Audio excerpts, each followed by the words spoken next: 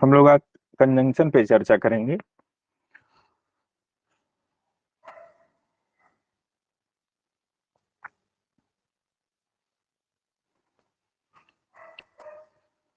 आपको ठीक ठाक स्क्रीन दिख रही है?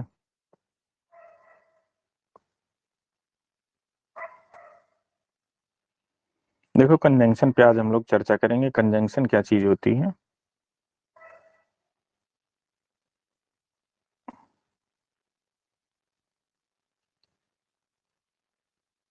तो कंजंक्शन में सबसे पहले आप ये समझ लीजिए कि कंजंक्शन आपका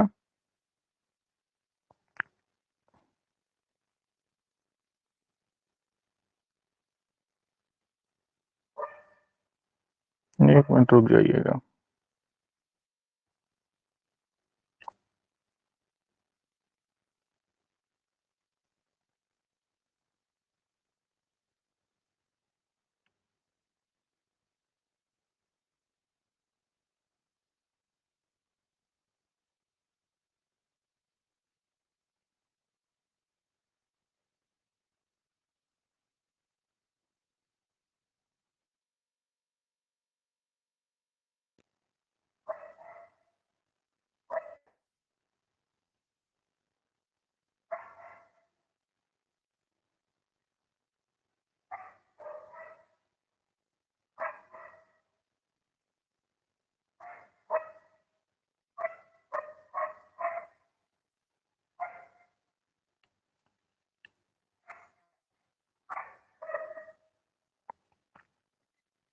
हम्म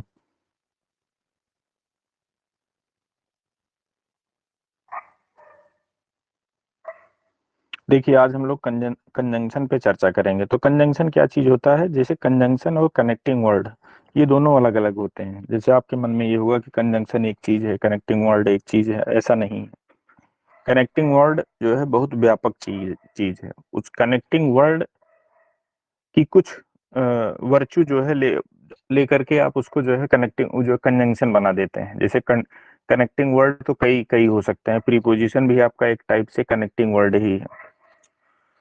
तो आप ये बोलो कि जितने कनेक्टिंग वर्ड हैं सब कंजंक्शन है, ऐसा कोई जरूरी नहीं। हाँ, लेकिन जितने कंजंक्शन है सब कनेक्टिंग वर्ड है, ये सही है।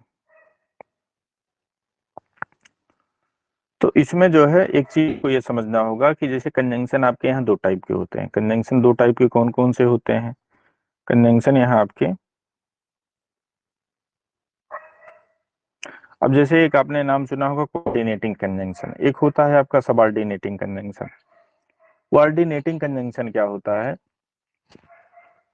कि वो दो चीजों को जोड़ता है, और सबऑर्डिनेटिंग कंजंक्शन क्या करता है? वो भी दो चीजों को जोड़ता है। तो दोनों में अंतर क्या है? दोनों में अंतर ये है कि जो आपका कोऑर्डिनेटिंग कंजंक्शन है वो दो इक्वल रैंक को जोड़ता है, रैंक उसकी इक्वल होगी। ठीक। अच्छा, जब रैंक इक्वल होगी तो आप ये बताना क्या कोऑर्डिनेटिंग कंजंक्शन सिर्फ दो प्रिंसिपल क्लोज को ही जोड़ेगा? हम्म जैसे ये एक प्रिंसिपल क्लोज हो गई और एक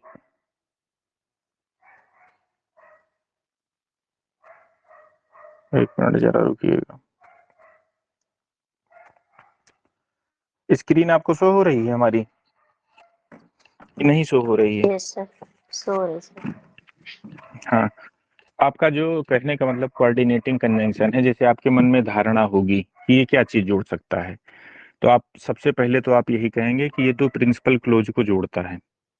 लेकिन कोई जरूरी नहीं कि दोनों क्लोज आपके जो है सिर्फ प्रिंसिपल क्लोज को ही ये जोड़े। दो समान चीजों को जोड़ता है। अब वो प्रिंसिपल क्लोज दो समान है तो दो प्रिंसिपल क्लोज हो जाएगी, दो सबऑर्डिनेट क्लोज है तो दो सबऑर्डिनेट को भी ये जोड़ देगा।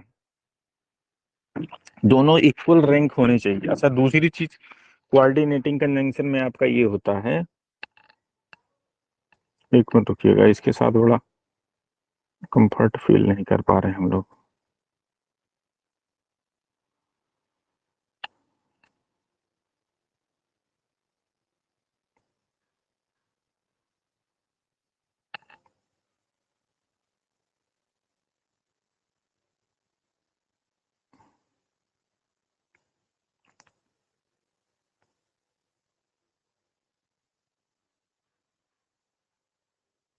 एक मिनट जरा रुक जाना।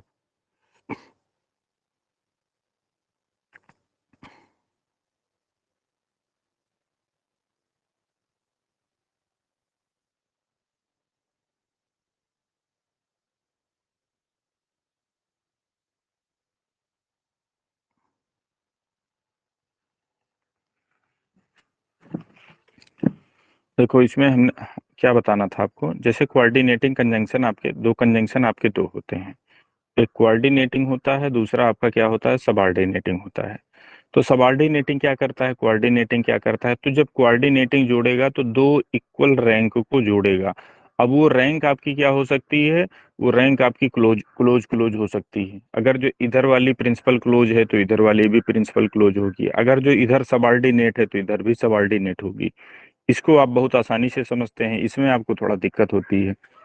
तो कोऑर्डिनेटिंग कंजंक्शन क्या करता है, दो इक्वल रैंक को जोड़ता है। अब वो चाहे क्लाज हो, चाहे फ्रेज हो, चाहे वर्ड हो। अच्छा, एक एक धारणा आप में और बनी होगी। एक धारणा क्या बनी है कि आपको ये लगता होगा कि जो कोऑर्डिनेटिंग कंजंक्शन है, अगर जो इधर एक वर्ड है तो इधर भी एक वर्ड ही रहेगा। ऐसा ऐसा भी जरूरी नहीं है। इधर एक हो सकता है आपका एक वर्ड हो तो इधर एक फ्रेज हो। ठीक। अगर जो ये सिंगल वर्ड नॉमिनल का काम कर रहा है और इतना बड़ा ये फ्रेज ये भी नॉमिनल का काम कर रहा है तो भी ये इसको जोड़ सकता है। तो कहने का मतलब आप ऐसे भी समझ सकते हैं कि जो कोऑर्डिनेटिंग कंजंक्शन होते हैं ये वर्ड को फ्रेज से भी जोड़ सकता है, लेकिन क्लोज में ये नहीं होता है। अगर जो इधर क्लोज है तो इधर भी क्लोज ही रहेगा। समझ रहे हैं, इधर प्रिंसिपल क्लोज है तो इधर भी प्रिंसिपल क्लोज ही रहेगा, इधर सबऑर्डिनेट क्लोज है तो इधर सबऑर्डिनेट क्लोज भी रहेगा। तो इनका दायरा थोड़ा सा ज्यादा बड़ा है सबऑर्डिनेटिंग कंजंक्शन के। सबऑर्डिनेटिंग कंजंक्शन क्या होते हैं कि जब भी वो जोड़ेंगे, सबऑर्डिनेटिंग कंजंक्शन जब भी जब वो जोड़ेंगे तो दो क्लोज ही जोड़ेंगे।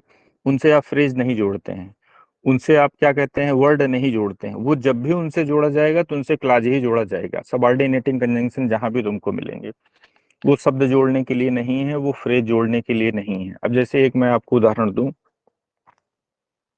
राम एंड श्याम। ठीक। अब Ram and Shyam are going home. तो ये जो राम श्याम है, दो आपके क्या हैं, शब्द हैं। ठीक। अब अगर जो इसको आप मानो, जैसे एक शब्द भी आपको पता है कि एक फ्रेज के इक्विवेलेंट होता है, अगर जो एक पार्ट्स ऑफ स्पीच की वो भूमिका निभाता है, तो ये मॉडर्न परिभाषा में आपको बता रहा हूँ।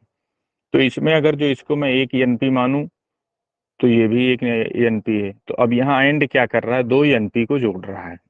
लेकिन अगर जो सोचो इस एंड की मीनिंग रखने वाला, एंड की मीनिंग रखने वाला मैं कोई जो है सबऑर्डिनेट कंजंक्शन ला के यहाँ डाल दूं और उससे मैं जोड़ दूं, तो फिर आपका गड़बड़ सड़बड़ हो जाएगा।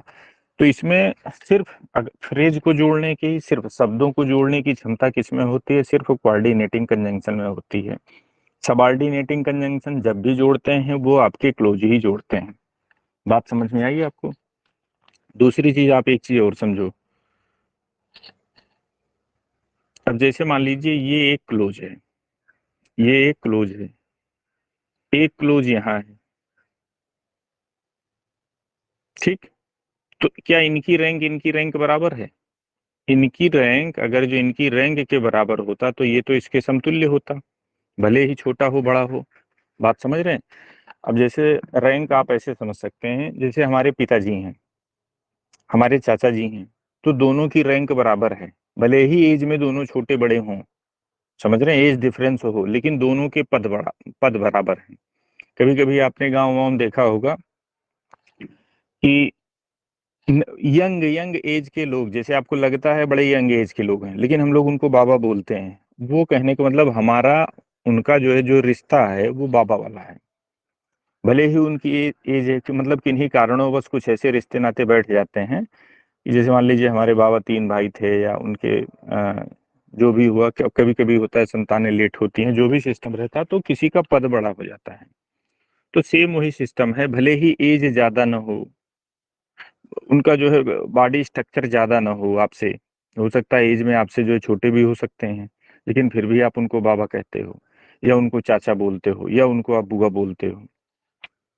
तो वैल्यू किसकी है? वैल्यू आपकी रैंक की है। तो सेम वही, अगर जो इक्वल रैंक है तब तो ये जोड़ेगा, अगर जो इक्वल रैंक नहीं है, बड़े ही इनका आकार बड़ा हो गया है, तो ये क्या करेंगे, इनको आप जो है फिर इक्वल रैंक न होने पर आप फिर इनको सबऑर्डिनेटिंग कंजंक्शन से जोड़ेंगे। जैसे ये स्ट्रक्चर मैं बना रहा हूँ, तो अब आप यहाँ पे बताइए किसकी जरूरत पड़ेगी, कोऑर्डिनेटिंग कंजंक्शन की कि सबऑर्डिनेटिंग कंजंक्शन की? तो जाहिर सी बात है सबऑर्डिनेटिंग कंजंक्शन की जरूरत पड़ेगी। अब देखो, ज्यादातर चीजें मैं आपको आज स्ट्रक्चर बना करके ही समझाऊंगा। देखो, अगर जो एक ही ये है, एक मिनट रुकिएगा,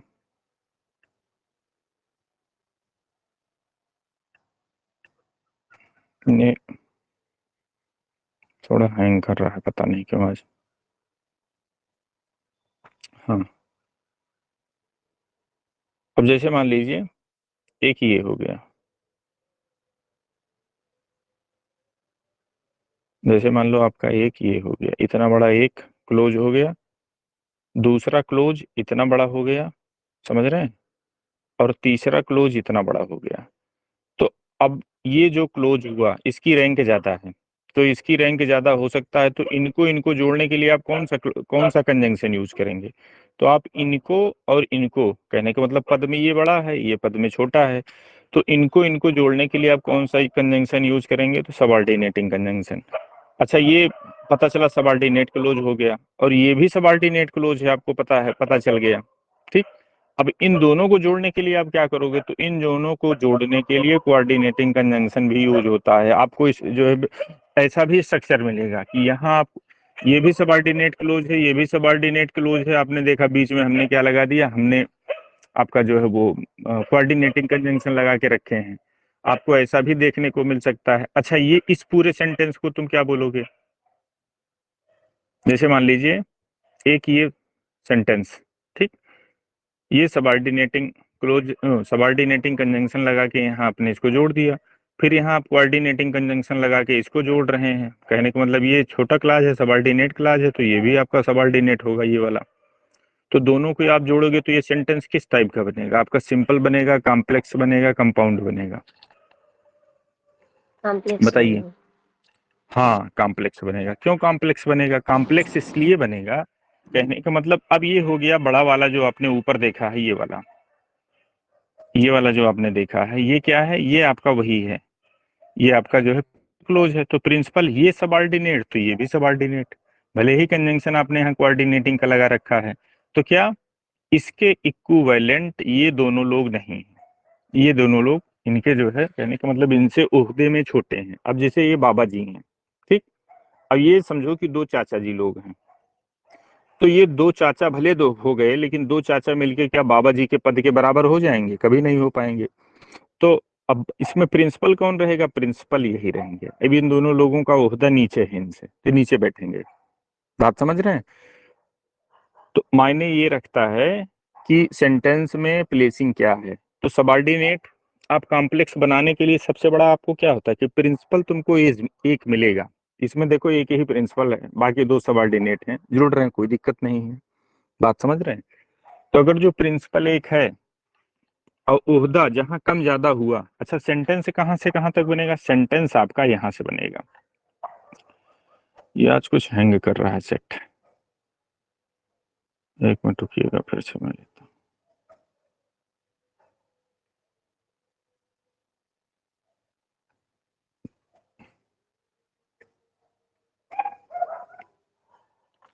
इनके भी आज बड़े जलवे हैं, सुबह सुबह इनको भी हैंग होने की सूझी है। एक मिनट में थोड़ा बाहर, एक मिनट जाके आऊं, ये इसको चलने में थोड़ी दिक्कत हो रही है। कि रैंक जिसकी क्या है, कहने का मतलब अगर जो बड़ा छोटा जुड़ा तो वो बनेगा कॉम्प्लेक्स, क्योंकि एक आपका क्या हो जाएगा, एक आपका कंपाउंड हो जाएगा। क्योंकि जब आप जो है दो असामान्य चीजों को जोड़ते हैं, कहने का मतलब जैसे एक बड़ा है एक छोटा है, असामान्य जोड़े आप, अगर जो आपने जोड़ा तो ये तुरंत ये आप मान के चलना कि वो जो है आपका एक कोऑर्डिनेटिंग कंजंक्शन और सबऑर्डिनेटिंग जहां एक जुड़ा तहां सेंटेंस आपका क्या बनेगा, आपका कॉम्प्लेक्स ही बनेगा। वो फिर आपका कंपाउंड सेंटेंस नहीं बनेगा, भले ही उसमें आपको कंपाउंड एक कंजंक्शन मिल रहा हो जैसे कि हमने बताया। और इसमें क्या सिचुएशन बन सकती है, और सिचुएशन आपकी बन सकती है, एक मिनट रुकिएगा मैं बता रहा हूँ। इसी को कहते हैं गरीबी में आटा गीला।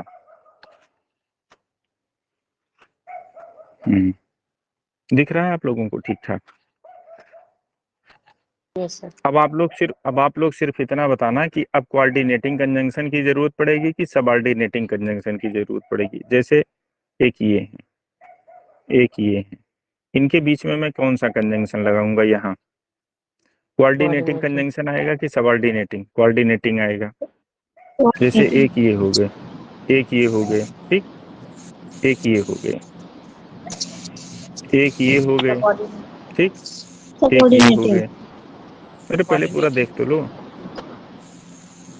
एक क्लोज ये है, एक क्लोज ये है, एक क्लोज ये है, एक क्लोज ये है। अब क्या लगाओगे? तो कोऑर्डिनेटिंग लगेगा। ये तो पहले आप बताओ। हाँ कोऑर्डिनेट लगाओगे, लेकिन कितने कंजंक्शन की तुमको जरूरत पड़ेगी? एक दो तीन सर, तीन। चार क्लास तुम्हारे चार हैं, एक दो चार। तीन चार, चार क्लास हैं। तो सर कंजंक्शन तीन कितने पड़ेगी। लगेंगे? तीन, हाँ तीन कंजंक्शन लगेगा। तो अब क्या है, ये क्लोज बड़ा है, इसके अंडर में ये है, ठीक, तो इसमें इनका ये पार्ट माना जाएगा।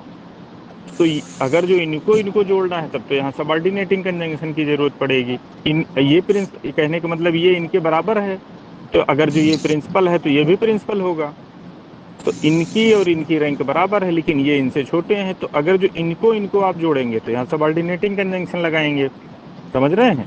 लेकिन अगर जो इनको इनको जोड़ेंगे तो आप कोऑर्डिनेटिंग कंजंक्शन लगाएंगे। और अगर जो यहाँ से लेके यहाँ तक पूरा आपसे पूछा गया ये सेंटेंस किस टाइप का है, तो आपका आंसर क्या रहेगा? कॉम्प्लेक्स रहेगा कि कंपाउंड रहेगा?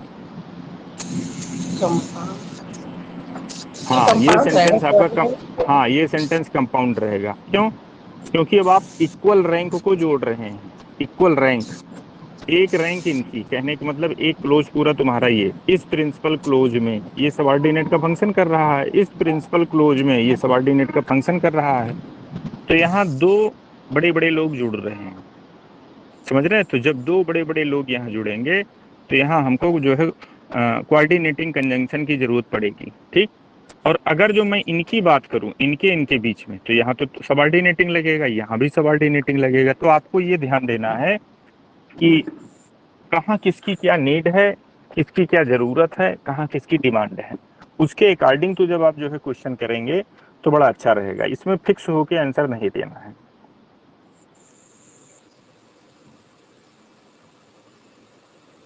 अब जैसे एक फिगर मैं आपको बना रहा हूँ, एक फिगर आपका ये हो गया, समझ रहे हैं? दूसरा मैं एक फिगर ये ले रहा हूँ, तीसरा मैं एक फिगर ये ले रहा हूँ, ठीक। अब यहाँ मुझे जोड़ना है, तो इसमें कोऑर्डिनेटिंग कंजंक्शन की जरूरत पड़ेगी कि सबऑर्डिनेटिंग कंजंक्शन की जरूरत पड़ेगी? Coordinating sir. हम्म, इनके इनके बीच में कोऑर्डिनेटिंग कंजंक्शन की जरूरत पड़ेगी। क्यों? क्योंकि जो रैंक इनकी है वही रैंक इनकी है। बात समझ रहे हैं? ये रैंक और इनकी रैंक, दोनों की रैंक बराबर है, तो यहाँ मुझे कोऑर्डिनेटिंग कंजंक्शन की जरूरत पड़ेगी। अच्छा इनके बीच में बताना, यहाँ सबऑर्डिनेटिंग। यहाँ सबऑर्डिनेटिंग कंजंक्शन की जरूरत पड़ेगी, क्योंकि इनकी रैंक इनसे कम है, ठीक। अब ये दोनों इक्वल रैंक के हैं, तो इसलिए मुझे कोऑर्डिनेटिंग कंजंक्शन की जरूरत पड़ेगी। तो अब आप, अब हमको लगता है कि अब आप कोऑर्डिनेटिंग कंजंक्शन समझ गए होंगे कि कोऑर्डिनेटिंग कंजंक्शन कोई जरूरी नहीं कि जब भी जोड़ेगा तो दो प्रिंसिपल क्लोज को ही जोड़ेगा। वो तुमको अभी तक जितने केसेस मिले हैं ज्यादातर ऐसे ही मिले हैं कि जो प्रिंसिपल क्लोज को जोड़ता है। तो इसका मतलब ये नहीं कि कोऑर्डिनेटिंग कंजंक्शन से जुड़ने वाली हर चीज प्रिंसिपल क्लोज ही होगी, ऐसा कोई जरूरी नहीं है। सिचुएशन बनने पर आप उससे सबऑर्डिनेट क्लोज भी जोड़ सकते हैं।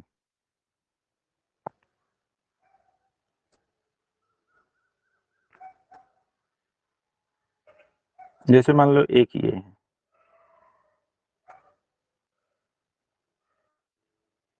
अब यहाँ इसको जोड़ने के लिए कौन से कंजंक्शन की जरूरत पड़ेगी?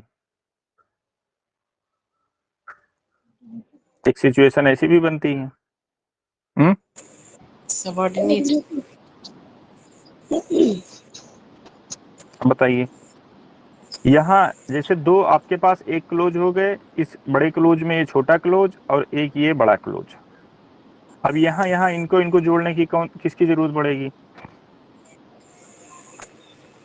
इनको इनको जब आप जोड़ेंगे तो सबऑर्डिनेट कंजंक्शन की जरूरत पड़ेगी। अब क्योंकि अब ये बड़े हैं, ये इन्हीं के इक्विवेलेंट ये हैं, तो जब रैंक दोनों की बराबर है तो यहाँ कोऑर्डिनेटिंग आ जाएगा। समझ रहे हैं? जो फिगर ये जो जैसे इनके पेट में ये है, तो कोई जरूरी नहीं कि इनके पेट में, तो इनके पेट में भी ये हो सकता है, एक क्लोज यहाँ पे भी जो है तुमको पड़ा मिल सकता है। बात समझ रहे हैं? तो ये चीज ध्यान देने की जरूरत है कि बाउंड्री किसकी कहाँ से कहाँ तक बन रही है। ये तो मैं अभी सिर्फ आपको फिगर में बता रहा हूँ, क्योंकि सिर्फ अभी क्या मकसद है कि आपके दिमाग में जो एक इमेज बनी है, मैं उसी इमेज को तोड़ रहा हूँ। इमेज हम लोगों के दिमाग में क्या बनी है? इमेज ये बनी है कि अगर जो कोई कोऑर्डिनेटिंग कंजंक्शन है तो सिर्फ प्रिंसिपल क्लोज को ही जोड़ेगा, ऐसा कोई जरूरी नहीं है।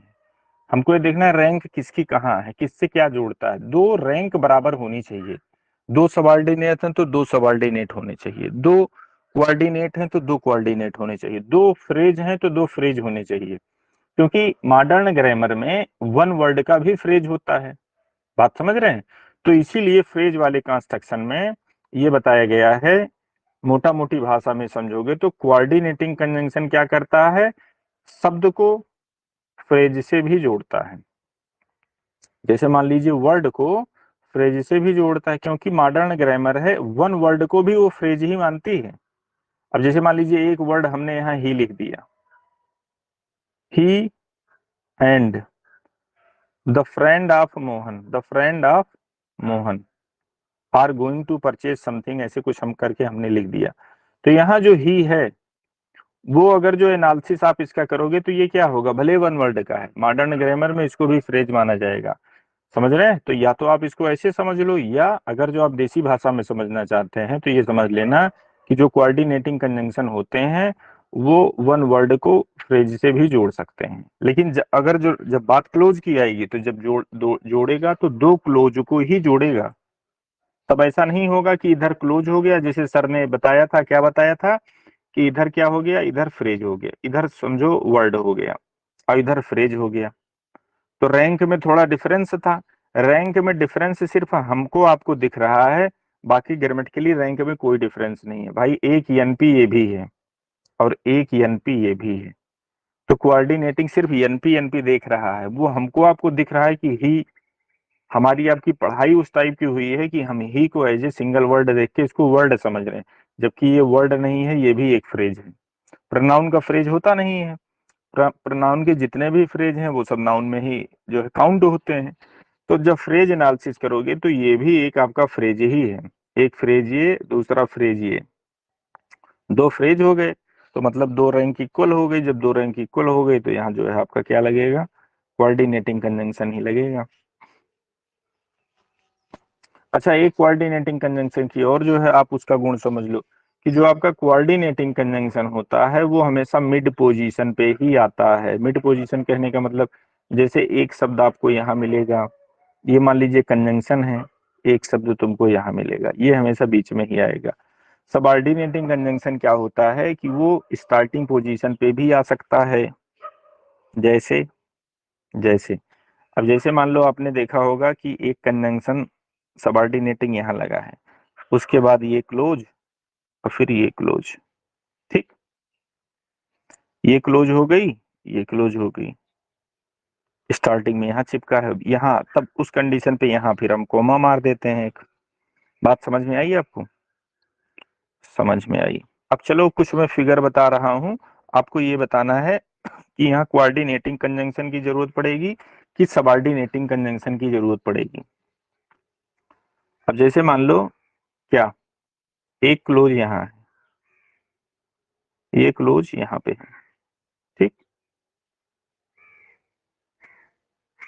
और एक क्लोज मैंने यहाँ लगा दिया, फिर उस सॉरी, एक क्लोज मैंने यहाँ लगा दिया, ठीक, एक क्लोज मैंने यहाँ लगा दिया।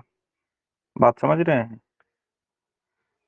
अब जहां मैं पूछूंगा वहीं आप बताइएगा कि क्या क्या आएगा, ठीक है। इनकी बाउंड्री इतनी बड़ी है और इनकी बाउंड्री इतनी बड़ी है, ठीक है। अगर जो अब इस यहाँ पे क्या आएगा, कोऑर्डिनेटिंग यहाँ पे हाँ यहाँ पे कोऑर्डिनेटिंग आएगा। यहाँ पे क्या आएगा, कोऑर्डिनेटिंग अब यहाँ पे क्या आएगा,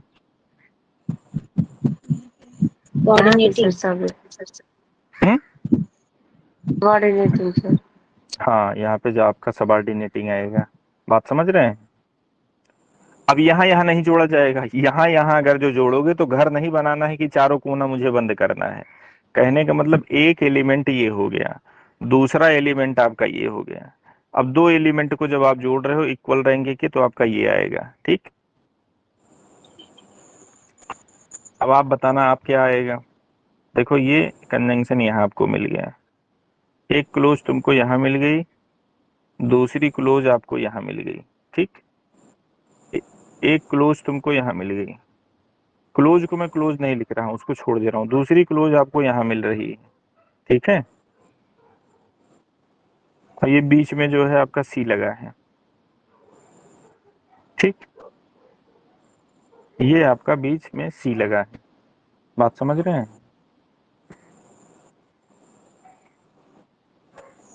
अब आप बताना कि ये कंजंक्शन किस टाइप का हो सकता है, ये कंजंक्शन किस टाइप का हो सकता है। इस वाले कंजंक्शन के बताइए ये क्या हो सकता है, कोऑर्डिनेटिंग कंजंक्शन है कि सबऑर्डिनेटिंग कंजंक्शन है। ये कंजंक्शन क्या हो सकता है, कोऑर्डिनेटिंग है कि सबऑर्डिनेटिंग है। कोऑर्डिनेटिंग सर हो सकता कोऑर्डिनेटिंग कौन सा है, है नीचे वाला सी और ऊपर वाला ये वाला सबऑर्डिनेटिंग हाँ। क्यों, कैसे आपको पता चला, इक्वल रैंक नहीं है ना। इक्वल रैंक तो है। अच्छा अब ये बताओ, आप ऊपर वाले सबऑर्डिनेटिंग बोल रहे हो, तो सबऑर्डिनेटिंग में इक्वल आता है कि इक्वल नहीं आता है। नहीं आता, हम्म, नहीं आता तो नहीं आता, लेकिन लिखा तो मैंने इसके बराबर ही है ये, तो जो इसकी रैंक होगी वही इसकी रैंक होगी, रैंक तो बराबर है। तब यहाँ क्या आएगा,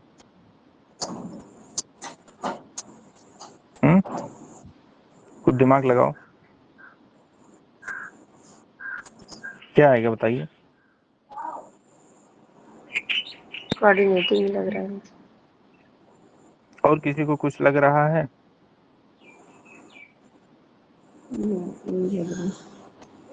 अभी जस्ट हमने आपको 1 मिनट पहले बताया कि अगर जो कंजंक्शन स्टार्टिंग पोजीशन पे दिख रहा है उसके बाद तुमको दो क्लोज दिख रहे हैं, यहाँ हमने कोई कंजंक्शन आपको नहीं बताया है, तो ये जो भी कंजंक्शन स्टार्टिंग में आएगा ये आपका जो है सबऑर्डिनेटिंग कंजंक्शन ही होगा, क्योंकि कोऑर्डिनेटिंग कंजंक्शन हमेशा बीच में आते हैं, वो स्टार्टिंग पोजीशन पे नहीं आ सकता है। तो जो ये यहाँ कंजंक्शन है, यहाँ मान लीजिए एक क्लोज ये हो गया, यहाँ बीच में कामा होगा, दूसरा क्लोज ये होगा।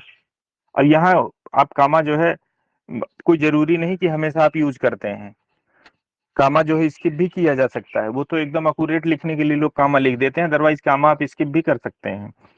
तो यहाँ जो आप कंजंक्शन यूज करेंगे, अगर जो स्टार्टिंग पोजीशन पे कोई कंजंक्शन है और उसके बाद दो क्लोज हैं और इन दोनों क्लोज को जोड़ने के लिए कोई कनेक्टर आपने यूज नहीं किया है, तो ये डेड श्योर हो जाना कि यहाँ वाला कंजंक्शन जब जो भी होगा वो सबऑर्डिनेटिंग ही होगा। और यहाँ क्या होगा, जैसे मान लो एक क्लोज ये है, एक क्लोज ये है, ये कौन सा होगा,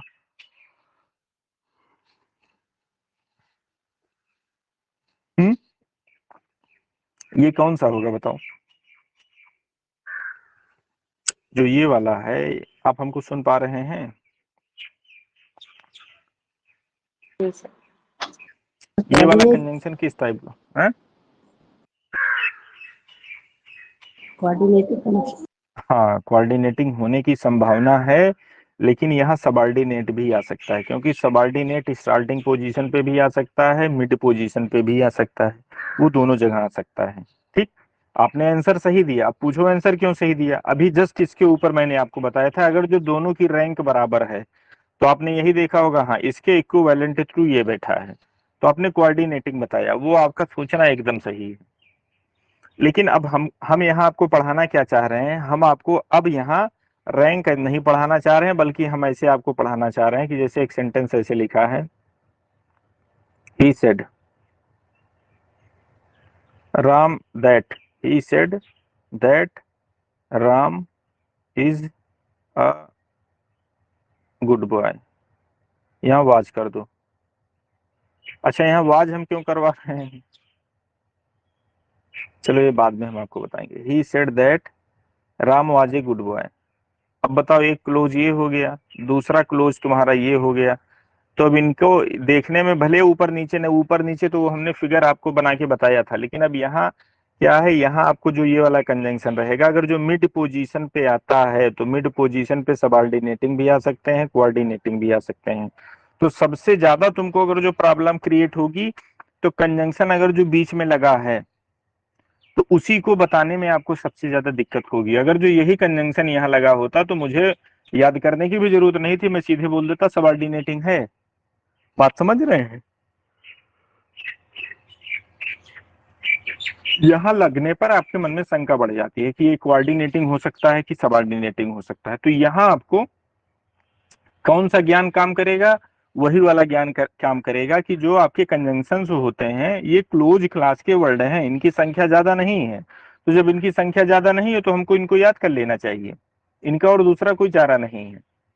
क्योंकि बीच में तो दोनों चीज आ सकती है, तो मुझे क्या पता, तो जब बीच में दोनों चीज आएगी तो हमको उसी हिसाब से उत्तर करना पड़ेगा। तो कंजंक्शन आपको रटना पड़ेगा, कंजंक्शन आपको याद करना पड़ेगा, इनकी संख्या सीमित है, याद कर लेंगे कि कोऑर्डिनेटिंग कंजंक्शन कौन से हैं, सबऑर्डिनेटिंग कंजंक्शन कौन से हैं, तो आपका काम बन जाएगा। और उसके लिए हमने एक क्विज बना के रखी है, और वो क्विज आप जो है दिन में 2 बार सॉल्व करिए, सुबह दोपहर शाम, गुनगुने पानी के साथ। 3 बार आप मारो, देखो 2-3 दिन में आपको पूरी क्विज जो है याद हो जाएगी। याद हो ना हो, लेकिन अगर जो आपके सामने कंजंक्शन आएगा तो आप जरूर बता दोगे कि हाँ ये कोऑर्डिनेटिंग वाला है या सबऑर्डिनेटिंग वाला है। जैसे आप एक बार क्विज सॉल्व करिए, आप हो सकता है 50% आपका आंसर आए, दोबारा फिर उसी क्विज को सॉल्व करो, तिबारा करो, चौबारा करो, कहने का मतलब 10-20 बार हो जाए दिन भर में। तो हम कह रहे हैं 10-20 बार में तो आपको याद ही हो जाएगा, अगर जो 10-20 बार वो कर रहे हैं। अच्छा, एक क्विज वो 50-60 क्वेश्चन की या मान लीजिए 100 क्वेश्चन की होगी, तो उसको करने में मुश्किल से 5 मिनट से ज्यादा आपको नहीं लगेगा, अगर जो आपके यहाँ नेटवर्क वटवर्क की कोई दिक्कत नहीं है तो। बात समझ रहे हैं? तो इसीलिए हमने सबको क्विज फॉर्म में कन्वर्ट कराया है कि आपको याद करने में ज्यादा झमेला ना हो। ठीक है, तो आज आपने क्या सीखा, आज आपने सीखा कि जो सबऑर्डिनेटिंग कंजंक्शन होते हैं वो इक्वल रैंक को नहीं जोड़ते हैं। अनइक्वलिटी आएगी जहां, वहीं सबऑर्डिनेट आएगा। और अनइक्वलिटी किस लेवल की आएगी, अनइक्वलिटी फ्रेज क्लोज लेवल की नहीं आएगी, रहेगा दोनों तरफ क्लोज क्लोज ही, इधर भी क्लोज रहेगा, इधर भी क्लोज रहेगा। अब हो सकता है ये इसी के ऊपर जो है ये क्लोज, ये वाला क्लोज इन्हीं से अटैच हो। ये क्लोज जो है इंडिपेंडेंट क्लोज नहीं रहता है, ये डिपेंडेंट ही होता है इसके ऊपर। समझ रहे हैं? क्लोज क्लोज जब भी जोड़ेगा सबऑर्डिनेट कंजंक्शन, क्लोज क्लोज ही जोड़ेगा। ये भी डेट श्योर हो जाना, वो फ्रेज उरेज में उसका कारोबार नहीं चलता है। फ्रेज फ्रेज अगर जो जोड़ रहा है तो समझ जाना, तब याद करने की भी जरूरत नहीं। तो वहां कौन सा कंजंक्शन होगा, तो एक ही कंजंक्शन होगा, वो है कोऑर्डिनेटिंग। वर्ड वर्ड जोड़े जा रहे हैं तो कौन सा कंजंक्शन होगा, कोऑर्डिनेटिंग। और जहां क्लोज क्लोज जोड़े जा रहे हैं तो वहां सबऑर्डिनेटिंग भी हो सकता है, वहां कोऑर्डिनेटिंग भी हो सकता है। तो क्लोज में सबसे ज्यादा आपको प्रॉब्लम होगी। और क्लोज पहचानोगे कैसे? जैसे हमने कहा ये एक क्लोज है और ये एक क्लोज है, तो क्या चीज आप देखेंगे तो बता देंगे सर ये क्लोज है? कोई बताएगा? Finite verb. हाँ, एक फाइनाइट वर्ब अगर जो किस बड़े से दायरे या छोटे से दायरे या इतने बड़े दायरे में एक वर्ब है तो वो क्या हो जाएगा, एक क्लोज हो जाएगा। अब जैसे मैं लिखूं गो एंड डाई, बताइए कितने क्लोज हैं यहाँ पे? दो है। 2 फाइनाइट वर्ब मिल गई तो 2 क्लोज हो गए। एक देखो ये क्लोज बन गया, दूसरा ये बन गया। ठीक, और यहां से यहां तक दो क्लोज बन गए, यहां से यहां तक एक सेंटेंस है। और ये सेंटेंस किस टाइप का है? ये सेंटेंस आपका है कंपाउंड सेंटेंस। क्यों? क्योंकि आपका कोऑर्डिनेटिंग कंजंक्शन से जुड़ा है। ये आपका एक क्लोज हो गया, ये आपका एक क्लोज हो गया। तो वन वर्ड से भी क्लोज बनता है इंपरेटिव सेंटेंस में। गो मतलब जाओ और मर जाओ। कहते नहीं लोग कि जाओ भैया मर जाओ, तो वही होता है। तो फाइनाइट वर्ब सिर्फ आपको पकड़ना है, दुनिया भर की चीजें नहीं पकड़नी है। फाइनाइट वर्ब अगर जो आप पकड़ लेते हैं, पकड़ना आपको आ जाता है, तो क्लोज की गुत्थी आपकी सारी सुलझ जाएगी। अब कल हम आपको जो आज फिगर के माध्यम से समझाए हैं, कल वो हम आपको सेंटेंस में पूरा सब दिखाएंगे। अब वो सेंटेंस दिखाएंगे तो अब आप ये मत कहिएगा सर रैंक बराबर है, कल तो आपने ऐसे ऐसे बताया था। आप यही कहेंगे कल कि सर आपने ऐसे बताया था और ऐसे बताया था। अब इनके बीच में क्या है, वो तो हमने समझाने के लिए कह दिया था। क्या इसके नीचे नहीं लिखा जाएगा कि यहाँ लिखा गया ही सेड? अब सबऑर्डिनेटिंग मुझे क्लोज जोड़ना है तो मैं यहाँ लिखूंगा दैट ही वाज, ऐसा नहीं लिखा जाएगा, लिखा इन्हीं के बराबर जाएगा। लेकिन ये माना जाता है कि सबऑर्डिनेटिंग कंजंक्शन अगर जो आपने लगाया तो अब इसकी रैंक इनकी तुलना में इसकी रैंक डाउन पड़ जाएगी। समझ रहे हैं? जैसे यहाँ दैट लगा, बस दैट ने आगे वाले क्लास की ऐसी तैसी कर दी। तो इसलिए यहाँ टोटल वैल्यू किसकी है? टोटल वैल्यू है सिर्फ कंजंक्शन याद करने की। कंजंक्शन याद कर लीजिए, सारा खेल खत्म। और बाकी जो टेक्निकलिटी है वो टेक्निकलिटी थोड़ा मोड़ा हम लोग उस पर ध्यान देते हुए कि कहाँ किसके साथ कॉम्बिनेशन होता है। अच्छा, पूरे कंजंक्शन में कुछ कंजंक्शन फ्रेज होते हैं कि जैसे एक शब्द ये आएगा, और सबसे ज्यादा आपको दिक्कत होगी फ्रेज कंजंक्शन में। क्वेश्चन भी परीक्षा में फ्रेज कंजंक्शन से ही बनते हैं। जैसे इधर आर निधर नार, तो यहाँ इधर दे देगा, यहाँ नार दे देगा। समझ रहे हैं? यहाँ निधर दे देगा, पता चला यहाँ आर दे रहा है। तो ये आपको फ्रेज वाले कंजंक्शन अगर जो आप याद करके रखते हैं, और ये ज्यादा है भी नहीं, मुश्किल से होंगे 20 होंगे टोटल, और यही आप 20 याद कर लीजिए बस। आपका समझिए 50% हो गया कंजंक्शन तैयार। 50% जो और बचा तो वो थोड़ा इसी क्लास में ऐसे चर्चा कर ली जाएगी। बात समझ रहे हैं? इसको यहीं तक रखा जाए आज। अब कल से हम जी प्रयास सर। ये करेंगे कि आप लोगों की ये मॉर्निंग वाली क्लास नियमित चले। अच्छा, यहाँ इस वाली क्लास में जितने लोग हैं, एक मिनट रुक जाना जरा, एक गोपनीय बात करनी है आप लोगों से।